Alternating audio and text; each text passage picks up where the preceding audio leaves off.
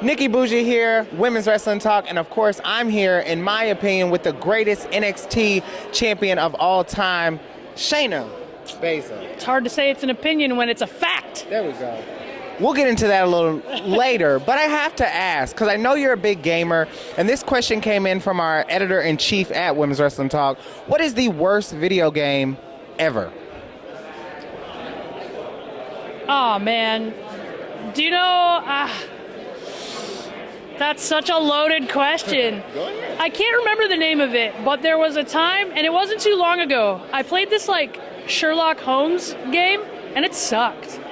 And I can't remember the name of the game. I tried to stream it, I think, but it turned out to be lousy, so I don't know. I guess that's the first one that came to mind, but I'm sure, like I said, I'm sure in a few hours I'll be like, oh man, why didn't I say that? That game sucked.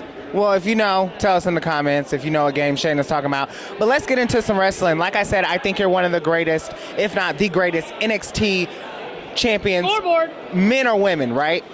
What's that one match, for people that don't know your dominance, what's that one match that you can go back to in NXT and tell people to watch that proves that Shayna Baszler is still that dominant? I think maybe against Kyrie at NXT Brooklyn. I think the cage match I had with Io is a good one. There's a few. The match I had with Io at TakeOver 25. That's a good one. There's a few. Somebody should put together a playlist of Shayna Baszler matches and do the timeline, and then they can see. Now, with that being said, only you and Charlotte Flair have held the NXT Women's Championship twice. What's been your favorite reign, the first one or the second one? It's hard to argue with the second one. Okay. My first one was short.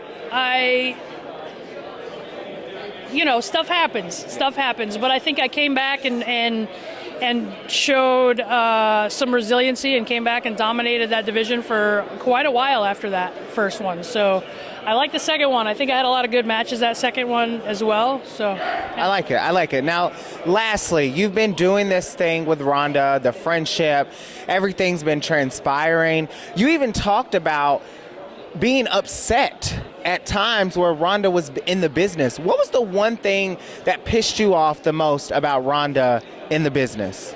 Man, it's hard. I think that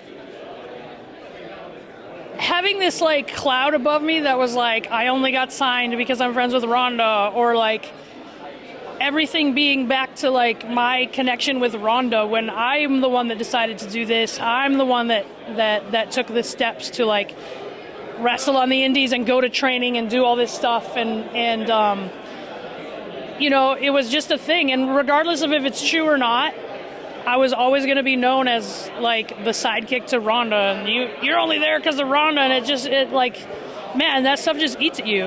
And I think just knowing that was not going to change, I was going to have to do something, or my career, the pinnacle of my career was going to be being sidekick with Ronda Rousey, and I think I am so much more than that, and so I'm excited to showcase that.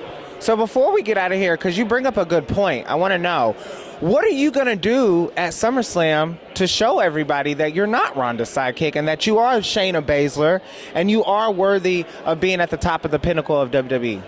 I'm going to beat Ronda Rousey in a fight. Ronda Rousey is always in the discussion when you talk about the greatest women fighters. I mean, not even women, the greatest fighters that have ever been.